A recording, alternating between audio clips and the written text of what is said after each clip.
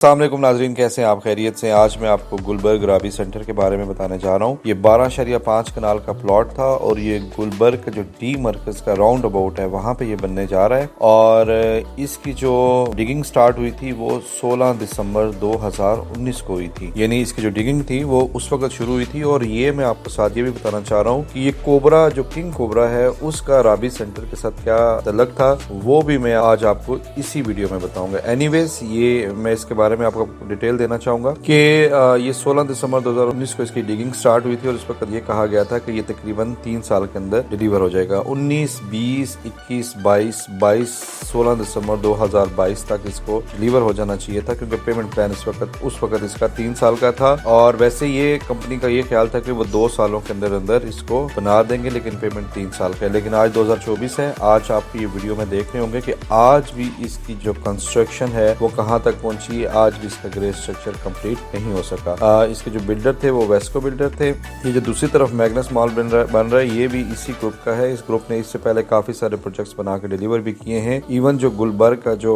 Head office है की building भी इसी ग्रुप ने बनाई थी। अब ये जो अगर मैं स्पेसिफिकली बात करूँ गुलबर्ग राबी सेंटर की, तो इसके अंदर 300 कार पार्किंग की स्पेस रखी गई है। ये अवेलेबल है ऑन इंस्टॉलमेंट के ऊपर। और ये अगर मैं बताऊं कि जब आप इस्लामाबाद एक्सप्रेस वे पे होते हैं वहां से ये तकरीबन 8 किलोमीटर का एरिया सफर बन जाता है और ब्लू एरिया से तकरीबन 23 किलोमीटर। अब इसके जो ग्राउंड फ्लोर है, ग्राउंड फ्लोर के 3 लेवल है, ग्राउंड लेवल 1, ग्राउंड लेवल 2 और ग्राउंड लेवल 3। जो ग्राउंड लेवल 1 है उसके ऊपर क्लोथिंग मार्केट बनेगी, ग्राउंड लेवल 2 के ऊपर ज्वेलरी मार्केट आएगी। और जो अपर ग्राउंड लेवल या अपर ग्राउंड फ्लोर भी है उसके ऊपर भी ज्वेलरी मार्केट आएगी। यानी ग्राउंड लेवल 3 के ऊपर और अपर ग्राउंड जो फ्लोर है उसके ऊपर ज्वेलरी मार्केट आएगी। फर्स्ट फ्लोर के ऊपर मोबाइल मार्केट आएगी और सेकंड से जो 6 फ्लोर होगा वहाँ पे 1 बेड, 2 बेड और 3 बेड के अपार्टमेंट्स हैं। तो ये इसका मैंने आपको पूरा बता दिया कि यहाँ पे क्या क्या चीजें बनने जा रही हैं। जब ये शुरू हुआ था तो वहाँ पे ये जो इसका क्लॉथ मार्केट थी, यानी इसमें एक ही चीज है कि पूरी जो है ना एक पूरा फ्लोर एक स्पेसिफिक चीज के लिए रखा गया। जैसे ग्राउंड लेवल 1 जो है पूरी क्लॉथ मार्केट के लिए, ग्राउंड लेवल 2 ब्रांडेड आउटलेट्स के लिए, ग्राउंड लेवल 3 और अपर ग्राउंड फ्लोर जो है वो ज्वेलरी मार्केट के लिए। ये जो ज्वेलरी मार्केट वाला जो फ्लोर है ना ये मुझे बहुत पसंद है।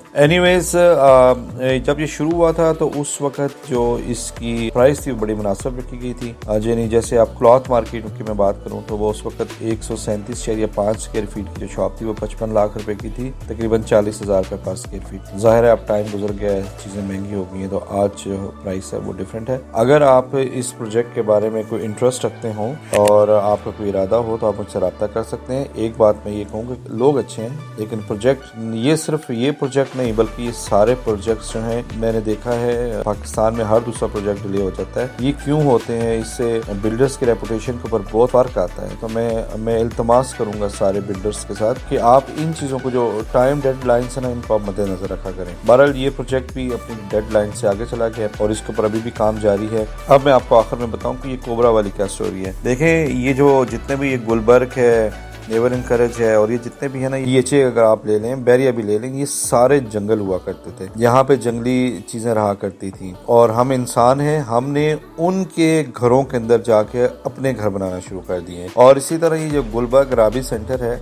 जब इसके अंदर माइंस लगा के इसकी ब्लास्टिंग हो रही थी तोड़ के नीचे, यानी आप नीचे जाके बेड कंपनी ने बिछाना था और फिर वहां से प्रोजेक्ट को ऊपर लेके आना था। तो वो जब वो माइंस लगा के ब्लास्ट की गई तो वहां से ना एक किंग कोबरा निकला और इनका जो एक ऊपर वॉशरूम बना हुआ था उसके अंदर आ गया और आके वहां पे बैठ गया। ज़रा सा घर था टूट गया तो वहां से कहीं जान बचा के वहां पे पहुंच गया। तो फिर क्या हुआ कि कोई मजदूर या कोई बंदा जब वॉशरूम गया तो वहां पे आगे उसने देखा कि किंग कोबरा खड़ा हुआ था, वो वहां से डर के भाग गया। एनीवेज वो कुछ लोगों ने फिर जो भी उसके साथ सलूक किया आपको पता है क्या ही हुआ होगा। तो ये भाई किंग कोबरा की भी पूरी स्टोरी थी। जब गुलबर्ग राबी सेंटर की ब्लास्टिंग हुई तो वहां से किंग कोबरा निकल आया था। एक्चुअली ये असल में उन्हीं का घर था बेचारों का, कोबराज। और मैंने बहुत सारे जंगली चीजें वहां पे देखी हैं और बहुत सारी चीजों को जहर देते हुए भी देखा है। मैं उनका नाम नहीं लेता, कहते हैं उससे नाम लेने से जुबान खराब हो जाती है। इन चीजों को नुकसान पहुंचा इसका मुझे बहुत दुख हुआ। मैं जब कभी भी जाता हूँ इस एरिया से गुजरता हूँ तो मैं इनको देखता हूँ तो मुझे बहुत दुख होता है, क्योंकि हम लोग इनके घरों में घुस गए और हमने इनके घर खराब किए, उजाड़ दिया इनको, लेकिन ये बेचारे अभी भी कहीं छुप पा के जिंदगी गुजार रहे हैं। लेकिन अब तो खैर ऑलमोस्ट जो वहाँ चीजें रहती थी वो नापैद हो गई। बहरहाल ये इसकी पूरी स्टोरी थी। आज मैंने आपको गुलबर्ग ग्राबी सेंटर के बारे में भी बता दिया, तो आप हमारा चैनल सब्सक्राइब कर लें। इसके ऊपर पूरे गुलबर्ग के जितने भी प्रोजेक्ट्स हैं उसके बारे में आपको डिटेल्स मिलती रहेगी। दुआ में याद रखिएगा। अल्लाह आपका मेरा हामी नासिर है। अस्सलाम।